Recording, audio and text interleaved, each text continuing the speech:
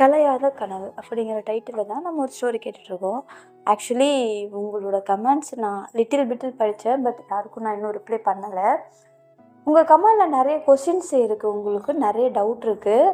At the same time ஏன் இப்படி இருக்காங்க, லவ் பண்ணும்போது ஒரு மாதிரியும் அவங்களுக்குள்ள ஒரு சின்ன மனஸ்தாபம் வந்தால் ஒரு மாதிரியும் அப்படி நடந்துக்கிற அப்படிங்கிற மாதிரியெல்லாம் கொஷின்ஸு ஒரு 2-3 பேர் கேட்டிருக்கீங்க. ஆக்சுவலி இவங்க எல்லா கொஷினுக்கும் ஸ்டோரியில் ஆன்சர் வரும், ஓகேவா? அதனால தான் நான் உங்களுக்கு அந்த கமெண்ட்ஸ் லைட்டாக படிச்சுட்டு ரிப்ளை இன்னும் பண்ணலை. ஸ்டோரியில் உங்களுக்கான அந்த ஆன்சர் வரும், ஓகேவா? ஸோ நம்ம ஃப்ளோலே அதுக்கான ஆன்சர்ஸ் என்னென்னலாம் வருது, எப்படியெல்லாம் போகுது, இவங்களுக்குள்ளே என்ன தான் நடக்குது அப்படிங்கிறத நம்ம பார்த்துருவோம், ஓகேவா? சரி, நம்ம ஸ்டோரிக்குள்ளே போகலாம். நேற்று வரைக்கும் என்ன நடந்துச்சு அப்படின்னா, விஜய் வந்து பயங்கர அப்செட் ஆகி எனக்கு கொஞ்சம் ப்ரீத்திங் ஸ்பேஸ் வேணும், நான் அதனால் அவங்கக்கிட்ட வந்து கொஞ்சம் டிஸ்டன்ஸ் மெயின்டைன் பண்ண போகிறேன் அப்படிங்கிற மாதிரி நம்மளுடைய புவனேஸ்வர்கிட்ட சொல்லியிருப்பாங்க. புவனேஸ்வரியும் எதுவும் பேசாமல் சரி வா போகலாம் அப்படின்னு சொல்லிட்டு கிளம்பிடுவாங்க. சரி, கிளம்புனதுக்கப்புறம் வீட்டுக்கு போயிட்டு ஒரு மாதிரி அவங்க ரொம்ப டயர்டாக ஒரு மாதிரி ஃபீல் பண்ணதுனால அவங்க என்ன பண்ணுவாங்க, போனதுமே அவங்க சோஃபாவில் உட்காந்துப்பாங்க. நம்மளுடைய விஜய் சோஃபாவில் உட்காந்துட்டு அப்படியே கண்ணை மூடிட்டு அப்படியே சாஞ்சிட்ருப்பாங்க. அப்போது ஃபோன் வரும் விஜய்க்கு. புவனேஸ்வர் என்ன சொல்லுவாங்க, விஜய் ஃபோன் அடிக்கிறது பாரு எடு அப்படி சொல்லுவாங்க. எடுத்துக்கலாம் பொறுமையாக, அது மாட்டம் அடிச்சுட்டு போட்டோம் அப்படி சொல்லுவாங்க. எவ்வளோ நேரம் சொல்லிகிட்டு இருக்கேன், ஃபோன் அடிச்சிட்ருக்கு, ஏன் இப்படி பண்ணிகிட்ருக்க, வர வர நீ பண்ணுறது எதுவும் சரியில்லை அப்படின்னு சொல்லுவாங்க. சாரு தான் பண்ணிகிட்ருக்கா, அதான் நான் எடுக்கலை அப்படி சொன்னேன். நீ ஏன் தான் இப்படி பண்ணிகிட்ருக்க, சாரு ஃபோன் பண்ணுறல, அட்டன் பண்ணுறதுல உனக்கு என்ன பிரச்சனை அப்படி சொல்லுவாங்க. நான் தான் சொன்னேன்ல எனக்கு ப்ரீத்திங் ஸ்பேஸ் வேணும் அப்படின்ட்டு அப்படி சொல்லுவாங்க. நீ என்ன பண்ணிகிட்ருக்கேன்னு உனக்கு தெரியுதா விஜய் அப்படின்னு சொல்லுவாங்க. நீ என்னோடய விஜயே கிடையாது, நீ என்னோடய ஃப்ரெண்டு விஜயே கிடையாது, நீ இந்த மாதிரி ரியாக்ட் பண்ணவே மாட்டேன், நீ இந்த மாதிரி ஆளே கிடையாது, நீ ரொம்ப தப்பு பண்ணுற, அது ஏன் உனக்கு தெரிய மாட்டேங்குது அப்படின்னு சொல்லுவாங்க. என்ன பண்ணுறாங்க, என்ன பண்ணிட்டேன் அப்படின்னு சொல்லிட்டு உங்களுக்கு கோவம் வந்துடும். நீ என்ன பண்ணிகிட்ருக்கேன்னு உனக்கு தெரியுதா, நீ சாருவை லவ் பண்ண, விரும்பின, அவனை உனக்கு ரொம்ப பிடிக்கும். இன்றைக்கி என்னன்னா யாரோ ஒருத்தர் மாதிரி நீ இப்படி பிஹேவ் பண்ணிகிட்ருக்க, இதுதான் நீ அவன் மேலே வச்சுருக்க பாசத்துக்கான லட்சணமா, நீ இப்படி தான் நடந்துப்பியா, நீ இப்படியெல்லாம் இருப்பேன்னு நான் நினச்சி கூட பார்க்கல, ரொம்ப வேர்ஸ்ட்டாக இருக்க விஜய் அப்படின்னு சொல்லிட்டு அவங்க திட்டிடுவாங்க. உனக்கு என்னை பற்றி என்ன தெரியும் அப்படின்னு சொல்லுவாங்க. உன்னை விட உன்னை பற்றி எனக்கு நல்லாவே தெரியும், ஆனால் நீ வர வர பண்ணுறது எதுவும் சரியில்லை, ஏன் இப்படி மாறிட்ட, என் விஜய் இந்த மாதிரி கிடையாது, ரொம்ப மெச்சூர்டாக ஹேண்டில் பண்ணுவா, எதுவாக இருந்தாலும் எந்த ப்ராப்ளத்தையும் டைரெக்டாக நின்று ஃபேஸ் பண்ணுவா, நீ என்னடா இப்படி ஒரு கேவலமாக நடந்துகிட்ருக்க, அவளை பிடிக்கும்போது நான் அவகிட்ட பேச போகிறேன், அவள் கூட பழக போகிறேன், அவள் கூட டைம் ஸ்பெண்ட் பண்ண போகிறேன், அவள் கூட வெளில போகிறேன், இப்படியெல்லாம் சொல்லிட்டு இன்றைக்கி ஒரு ப்ராப்ளம் அப்படிங்கிறதுனால அவகிட்ட பேசாமல் இப்படி அவாய்ட் பண்ணிகிட்ருக்க, அவள் உங்ககிட்ட பேசணும்னு நினச்சி தானே இத்தனை வாட்டி கால் பண்ணிகிட்ருக்கா, நீ காலிலேருந்து அவகிட்ட பேசலை, இப்போவும் அவள் ஃபோன் எடுக்க மாட்டேங்கிறா, அவள் என்ன நினைப்பா, பயப்படுவாளா பயப்பட மாட்டாளா, என்னாச்சோ ஏதாச்சோ, ஏன் இப்படி நடந்துக்கிறா அப்படிங்கிற அவளுக்கு ஒரு பயம் இருக்குமா இல்லையா, ஆன்சர் பண்ணுறதுல உனக்கு என்ன பிரச்சனை அப்படின்னு சொல்லிட்டு கத்துவாங்க நம்மளுடைய புவனேஸ்வரி. அப்போது உடனே இவங்க இருந்துட்டு, இங்கே பார், உனக்கு எதுவும் தெரியாமல் நீ பேசாத, நான் ஒன்றும் அந்த மாதிரி கிடையாது அப்படின்னு சொல்லுவாங்க. அந்த மாதிரி கிடையாது, அந்த மாதிரி கூட சொல்கிறேன் நீ, இல்லை எனக்கு உன் பேரை சொல்லவே பிடிக்கல, உன்னோட க்ளோஸ் ஃப்ரெண்டுன்னு சொல்கிறதுக்கே எனக்கு அருவருப்பாக இருக்குது, நீ இந்த அளவுக்கு மோசமானவளா, மனசில் ஒன்று வச்சுட்டு இருந்திருக்க, இவ்வளோ நாள் எங்கள் முன்னாடி நடிச்சதெல்லாம் நடிப்பா, அப்படி இப்படின்னு சொல்லிட்டு புவனேஸ்வரி பயங்கரமாக திட்டிடுவாங்க. திட்டினதும் புவனேஸ்வரி இப்படியெல்லாம் ஓவராக பேசுவோம். விஜய்க்கு புவனேஸ்வரி ரொம்பவும் பிடிக்கும், புவனேஸ்வரிக்கும் விஜய் ரொம்ப பிடிக்கும். ரொம்ப இந்த மாதிரி பேசுவோம். விஜய் ஹர்ட் ஆகி என்ன பண்ணிடுவாங்க, ஒரு ஸ்டேஜில் கோபமும் வந்து அவங்கள ஓங்கி ஒரு அறை விட்டுருவாங்க புவனேஸ்வரியை. அறை விட்டுட்டு, இங்கே பார், யார் என்ன வேணால் பேசிட்டோம், எனக்கு அதை பற்றி கவலை கிடையாது, நீ என்ன அப்படி பேசாத, நீ நீ அந்த மாதிரி பேசுகிறது என்னால் தாங்கிக்க முடியாது அப்படி சொல்லுவாங்க. என்ன பேசுகிற நீ, நீ பண்ணுறதெல்லாம் பார்த்துட்டு எப்படி பேசாமல் இருக்க சொல்கிற அப்படின்னு சொல்லுவாங்க. உடனே இவங்க அவங்கள அடிச்சுட்டு இவங்க அழுதுருவாங்க. அழுதுட்டு அப்படியே உக்காந்துருவாங்க விஜய். உடனே புவனேஸ்வர் வந்துட்டு, விஜய் என்னாச்சு அப்படின்னு சொல்லிட்டு சொல்லுவாங்க. அப்போது புவனேஸ்வரி இந்த கொஷின்ஸ் எல்லாம் கேட்டதும் விஜய் இருந்துட்டு, இல்லை புவனேஸ்வரி, என்னால் சாருவை ஹேண்டில் பண்ண முடியல, கோவம் கிடையாது, பார்த்து பயம் கிடையாது, அவன் மேலே நான் ரொம்ப பாசம் வச்சுருக்கேன், அவனை எனக்கு ரொம்ப பிடிக்கும், அவகிட்ட போய் என்னன்னு சொல்கிற, நான் கனவுல இந்த மாதிரி ஒரு பொண்ணு கூட இருந்தேனா, ஒருத்தர் கூட இருந்தேன்னு சொல்கிறியா? எப்படி நான் சொல்லுவேன் அவகிட்ட? இந்த மூஞ்சி வச்சுட்டு நான் எப்படி அவகிட்ட போய் பேசுவேன்? அந்த கில்ட்டினால தான் நான் அவகிட்ட போக மாட்டேங்கிறேனே தவிர, அவகிட்ட இதை சொல்லி அவளுக்கு புரிய வைக்க முடியாமலாம் கிடையாது. என்னால் அவளுக்கு புரிய வைக்க முடியும். நான் அவன் மேலே ரொம்ப பாசம் வச்சுருக்கேன்னா, அவள் அதை விட பல மடங்கு என் மேலே பாசம் வச்சுருக்கா. அவள் என்ன புரிஞ்சுப்பா, அண்டர்ஸ்டாண்ட் பண்ணி, இது எல்லாமே எனக்கு தெரியும். ஆனால் நான் சொன்னேன், ஃபஸ்ட்டு நான் சொல்லணும்னா, இது நார்மலாக ஒரு ட்ரீமாக இருந்துச்சுன்னா நான் போய் சொல்லிவிடுவேன். ஆனால் உனக்கு புரிய மாட்டேங்குது. அந்த ட்ரீமில் நான் வாழ்ந்துட்டுருக்கேன். என் வாழ்க்கையை நான் அவகிட்ட போய் எப்படி ஷேர் பண்ண சொல்கிறேன்? ஏன்னா நான் இந்த மாதிரி இருக்கேன், எனக்கு அந்த லைஃப் தான் பிடிச்சிருக்கு, இல்லை உன் கூட இருக்கிற லைஃப்பும் பிடிச்சிருக்கு, இதுவும் பிடிச்சிருக்கு, அதுவும் பிடிச்சிருக்கு, உன் கூடயும் நான் ரொம்ப ஹாப்பியாக இருந்திருக்கேன், ட்ரீம்லேயும் அந்த லைஃப்லேயும் நான் ரொம்ப ஹாப்பியாக இருந்திருக்கேன், நான் அதுலேயும் ஒரு வாழ்க்கை வாழ்கிறேன், உன் கூடயும் ஒரு வாழ்க்கை வாழ்கிறேன்னு போய் சொல்கிறியா? என் மூஞ்சில் காரி துப்ப மாட்டா? நீ என்ன பேசுகிற? நீ கொஞ்சமாவது புரிஞ்சு தான் பேசுகிறியா? நார்மலாக ஒரு ட்ரீம் அப்படின்னா என்னால் ஷேர் பண்ண முடியும். அதில் எனக்கு எந்த ப்ராப்ளமும் இல்லை. அவகிட்ட நான் ஷேர் பண்ணாமல் வேறு யார்கிட்ட ஷேர் பண்ணுவேன்? அவள் தான் என் ஃப்யூச்சர் நினச்சி தானே நான் இருந்தேன். ஆனால் ட்ரீமில் பண்ண காரியம் நானே எதிர்பார்க்காம பண்ணது. அந்த ட்ரீமில் நான் வாழ்ந்திருக்கேன். நான் வாழ்ந்த ஒரு வாழ்க்கையை வாய் கூசாமல் நான் எப்படி அவகிட்ட போய் சொல்லுவேன்? அந்த ஒரு கில்ட்டில் தான் நான் அவளை விட்டு விலகிறேனே தவிர வேறு எந்த ரீசனும் கிடையாது. ஸ்டில் எனக்கு அவ்வளோ ரொம்ப பிடிக்கும். ஆனால் இந்த ட்ரீம் எங்கேருந்து வருது, யார் என்ன ஏதுன்னே எனக்கு தெரிய மாட்டேங்குது. நான் ட்ரீமில் ஒரு வாழ்க்கையை உண்மையை சொன்னால் கண்ணை மூடி இருந்தேன் அப்படின்னா அந்த ட்ரீம் லைஃப்பில் நான் அவ்வளோ ஹாப்பியாக இருக்கேன். கண்ணை திறந்த உடனே சாரு கூடயும் ஹாப்பியாக இருக்கேன். How is possible? என்னால் 2 லைஃப்பையும் எப்படி ஹேண்டில் பண்ண முடியுதுன்னு எனக்கு தெரிய மாட்டேங்குது. ஆனால் ரியல் லைஃபுக்கு வந்ததுக்கப்புறம் 2மே போட்டு என்னோடய உள் மனசு என்னை வாட்டி வதக்குது. என்னால் அதை அக்செப்ட் பண்ணிக்க முடியலை. எனக்கு ஒன்று இந்த லைஃப் வேணும், இல்லைனா அந்த லைஃப் வேணும். இது நானாக சூஸ் பண்ண லைஃப். அதனால் என்னால் விட்டு விலக முடியும். ட்ரீமுங்கிறது நானாக சூஸ் பண்ணாத ஒன்று. அது ஏன் வருது, எதனால் வருது அப்படிங்கிறது எனக்கு தெரிய மாட்டேங்குது. அது தெரிஞ்சிச்சுன்னா அதுக்கான ரீசன் என்னங்கிறது கண்டுபிடிச்சி அதை நான் கிளியர் பண்ணுவேன்.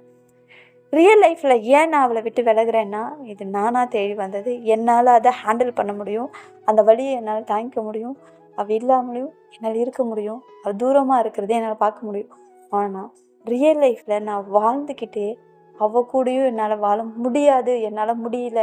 இந்த ஒரு ரீசனால் தான் நான் அவளை விட்டு விலகிறேன். சரி, ஓகே, நீ எனக்கு புரியுது. ஆனால் நீ அதை அவகிட்ட சொல்லாமல் இப்படி விலகினா அவள் என்ன நினப்பா? அவள் ரொம்ப அவளை ஏதோ அவள் தப்பு பண்ண மாதிரி அவள் ஃபீல் பண்ண மாட்டாளா? எனக்கு புரியுது, அவள் ஃபீல் பண்ணுவா தான், நான் இல்லைன்னு சொல்ல வர்றேன். ஆனால் நான் என்னன்னு சொல்லுவேன் புவனேஸ்வரி, எனக்கு அது புரிய மாட்டேங்குது. நான் அவகிட்ட போய் நான் ஒரு கனவு கண்டேன். சிம்பிள், நீ என்னோடய ஃப்ரெண்டு, உன்கிட்ட நான் சொல்கிறேன், ஒரு சின்ன ட்ரீம் வந்துச்சு. ஏன் இந்த ட்ரீம் வரும்போது நான் உங்ககிட்ட சொல்லும்போது நீ என்ன சொன்ன? வாவ் சூப்பர் விஜி, கனவுலையே வாழ்கிற, இந்த மாதிரி தானே நீ சொன்ன. இப்போது அவகிட்ட போய் நான் கனவில் இந்த மாதிரி வாழ்ந்துட்டுருக்கேன்னு சொன்னால், ஃப்ரெண்டாக நீ இருக்கும்போது நீ கலாய்க்கிற, ஃப்ரெண்டை நீ கலாய்ப்ப. ஒரு லைஃப் பார்ட்னர் உனக்கு அது எப்படி இருக்கும்?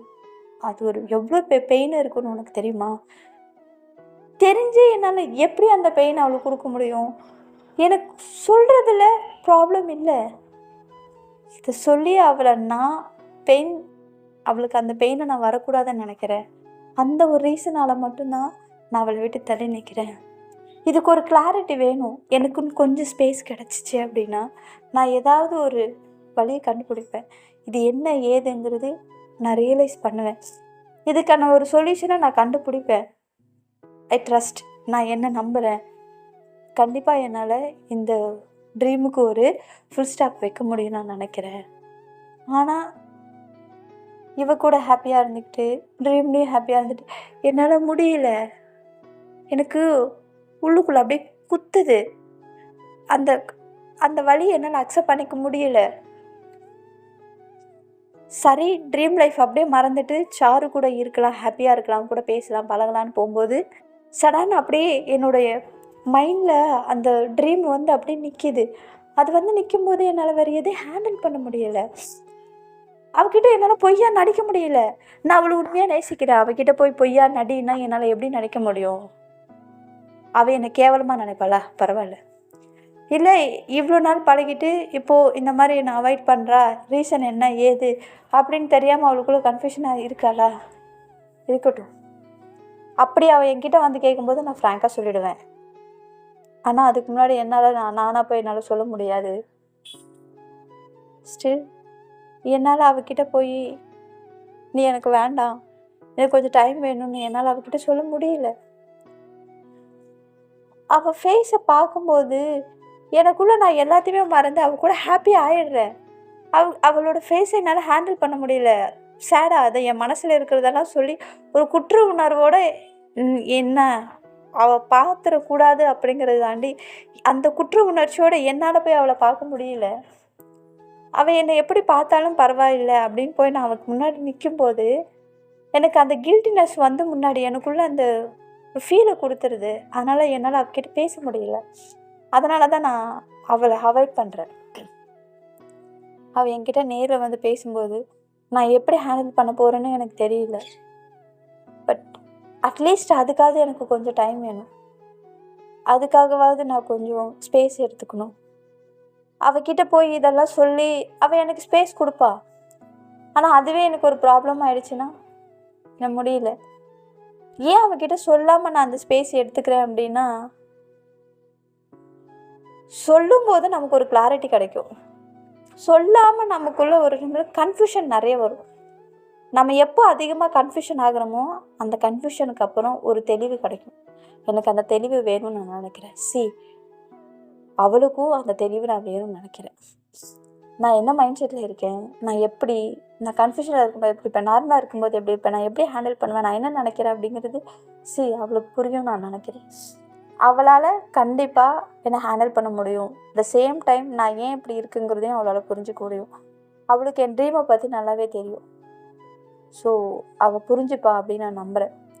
அதுக்கான ஸ்பேஸ் தான் இது. நான் கண்டிப்பாக இந்த ஸ்பேஸ் நான் எடுத்துப்பேன். அவகிட்டையும் நான் சொல்லி புரிய வைக்க ட்ரை பண்ணுவேன். ஸோ ஆனால் அது இப்போ இல்லை. இந்த ட்ரீமுக்கு ஒரு சொல்யூஷன் கண்டுபிடிச்சிட்டு அதுக்கப்புறம் போய் நான் அவன் முன்னாடி நிற்பேன். இப்படியெல்லாம் நடந்துச்சு. ஸோ அதனால தான் இந்த ஸ்பேஸ் நான் எடுத்துக்கிட்டேன் அப்படிங்கிறத நான் அப்போது அவகிட்ட சொல்லி நான் புரிய வைக்க முடியும். ப்ளீஸ் புவனேஸ்வரி, யார் வேணாலும் போட்டும், ஏன் சாரு கூட என்னை விட்டு போட்டும், நீ மட்டும் என்னை விட்டு போடாத. நீ என்னுடைய பலம், சாரு என்னோட பலவீனம். அது புரிய மாட்டேங்குது. அவள் என்னோட பலவீனம். அவள் இல்லாமல் கூட கஷ்டம் இருக்கும், கவலை இருக்கும். பட் இருந்துருவேன். நீ என்னோட பலம். நீ இல்லைன்னா என்னால் இருக்க முடியாது. நான் இவ்வளோ ப்ராப்ளத்தையும் நான் ஃபேஸ் பண்ணிட்டு வரேன் அப்படின்னா அதுக்கு ரீசன் நீ தான். நீ இல்லைன்னா எப்படி? என் லைஃப்பில் நீ ரொம்ப இம்பார்ட்டன்ட். நீ மட்டும் தயவுசெய்து என்னை வெறுத்துடாத. நீ என்னை வெறுத்தேன்னா என்னால் தாங்கிக்க முடியாது. உனக்கு அது புரியுதா இல்லையா? ப்ளீஸ் நீ இந்த மாதிரி இருக்காத அப்படின்னு சொல்லிட்டு பயங்கரமாக அழுதுருவாங்க விஜி. ஸோ விஜி அழுததும் புவனேஸ்வரிக்கும் சரி, ஓகே நான் எதுவும் சொல்லலை, ரிலாக்ஸ் அப்படின்னு சொல்லிட்டு அவங்கள ஹக் பண்ணி சமாதானம் பண்ணி தண்ணியெல்லாம் குடித்து உட்கார வச்சு சரி பண்ணுவாங்க. சரி, இதுக்கு ஒரு சொல்யூஷன் என்ன பண்ணலாம் அப்படின்னு யோசி. நான் சாருக்கிட்ட பேசுகிறேன் அப்படின்னு சொல்லுவாங்க. இல்லை வேண்டாம், நீங்கள் சாருக்கிட்ட எதுவும் பேச வேண்டாம் அப்படின்னு சொல்லுவாங்க. இல்லை, சாருக்கிட்ட நான் சொல்லி புரிய வைக்கிறேன். டீட்டெயிலாக சொல்ல மாட்டேன், சம்திங் நீ டிஸ்டர்ப்டாக இருக்கேன்னு நான் சொல்கிறேன். அவள் அதை புரிஞ்சுப்பா. கண்டிப்பாக அவளால் அதை புரிஞ்சிக்க முடியும். ஸோ நீ அதை நினச்சி ஃபீல் பண்ணாத அப்படின்னு சொல்லிட்டு இவங்க சொல்லுவாங்க. சரின்னு சொல்லிட்டு ரிலாக்ஸ்லாம் ஆகிட்டு அப்படியே சும்மா சரி நீ போய் ஃப்ரெஷ் ஆகிட்டு வா அப்படின்னு சொல்லிட்டு புவனேஸ்வரி விஜய் அனுப்பிச்சிடுவாங்க. இவங்களும் போயிட்டு ஃப்ரெஷ்ஷெல்லாம் ஆகிட்டு வந்து ஃப்ரெஷ்ஷெல்லாம் சேஞ்ச் பண்ணிவிட்டு சாப்பிட்டுட்டு ஒரு மாதிரி டல்லாக இருப்பாங்க. அதுக்கப்புறம் தான் லேட்டாக தான் அவங்களுடைய ஃப்ரெண்டு வருவாங்க, பிரேமா. ஸோ அவங்க வந்ததுக்கப்புறம் இவங்க 2 பேரையும் பார்ப்பாங்க. ஏதோ ஒரு மாதிரி இருப்பாங்க. என்ன நீங்கள் 2 பேரும் எப்படி இருக்கீங்க? நீங்கள் 2 பேரும் இப்படி கிடையாது, ரொம்ப ஹாப்பியாக இருப்பீங்களா 2 பேர் சண்டை, என்னாச்சு உங்களுக்கு அப்படின்னு சொல்லுவாங்க. விஜய், என்ன விஜய் அப்படியா அப்படின்னு சொல்லி கேட்பாங்க. ஒன்றும் இல்லைப்பா, சும்மா கொஞ்சம் மைண்ட் அப்செட் அப்படின்னு சொல்லுவாங்க. அவங்களுக்குமே தெரியும். பட் இவங்க 3 பேருமே க்ளோஸ் ஃப்ரெண்டு. இந்த 3 பேர்லேயும் புவனேஸ்வரியும் அண்ட் விஜயும் ரொம்ப க்ளோஸு. ஸோ எல்லாத்தையும் சொல்லிட்டு பேசிட்டு 3 பேரும் ஜாலியாக ஒரு மூவியை பார்த்துட்டு சரி கொஞ்சம் ரிலாக்ஸாக இருக்குமே அப்படின்னு சொல்லிட்டு ஒரு மூவியை பார்த்துட்டு தூங்கலான்ட்டு போயிடுவாங்க. தூங்கலாம் அப்படின்னு போனதுக்கப்புறம் பார்த்தீங்க அப்படின்னா விஜய்க்கு மறுபடியும் ஒரு ஃபோன் வரும். ஃபோனில் சாருதா கால் பண்ணுவாங்க. அப்போது புவனேஸ்வரி பார்ப்பாங்க. பார்த்துட்டு என்ன பண்ணலாம் அப்படின்னு யோசிப்பாங்க. அட்டன் பண்ணேன் அப்படி சொல்லுவாங்க. என்ன சொல்கிற அப்படின்னா, சொல்கிறேன்ல அட்டன் பண்ணேன் அப்படின்னு சொல்லுவாங்க. அட்டன் பண்ணி சொல்லு சாரு அப்படின்னு சொல்லிட்டு கேட்பாங்க. எங்கே இருக்க அப்படின்னு சொல்லிட்டு கேட்பாங்க. இந்த நேரத்தில் எங்கே இருக்க? ரூமில் தான் இருக்கேன் அப்படின்னு சொல்லுவாங்க. எனக்கு உன்னை பார்க்கணும் அப்படின்னு சொல்லிட்டு சொல்லுவாங்க. பார்க்கணுமா? இப்போவா அப்படின்னு சொல்லுவாங்க. ஆமாம் பார்க்கணும் அப்படின்னு சொல்லுவாங்க.